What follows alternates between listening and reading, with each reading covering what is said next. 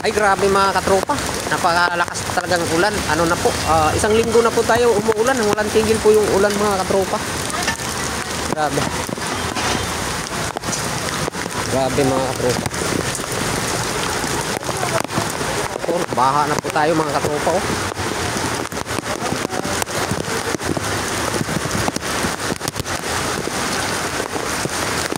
Ibo. Grabe itong ulan. Bagyo na talaga.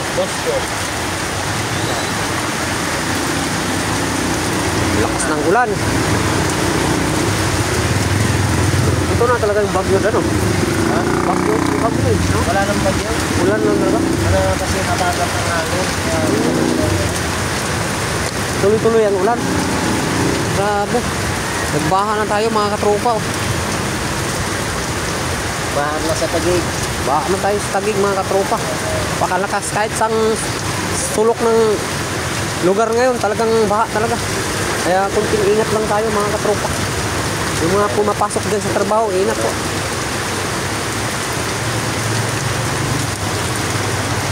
Grabing inuman nyo dun, no?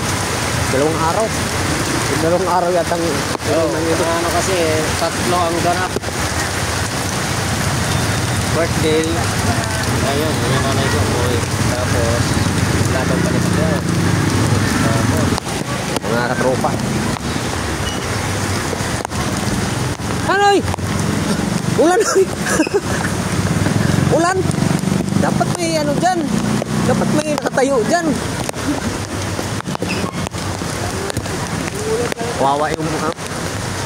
Doon nakuha na yung puno doon eh, nung nabali. Ano, isang araw nakuha na. Baha na. Baha na tayo sa Taguig mga katropa oh. Walang tigil eh. Ay, ang lakas ng ulan doon oh. Tumutulo na. Grabe. Taga ba, tinda ka pa rin ng isda? Lagi pa, was?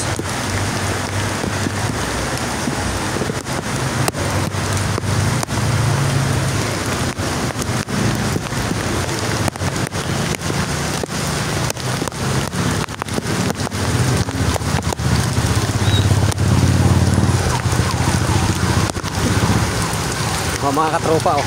Basa na yung cellphone ko mga katropa oh. Wala eh, notice tayo.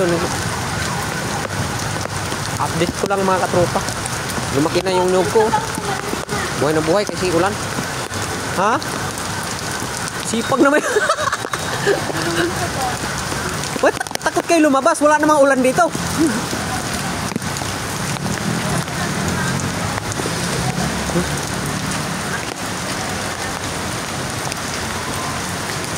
Takot kayo lumabas ha. Wala namang ulan ha.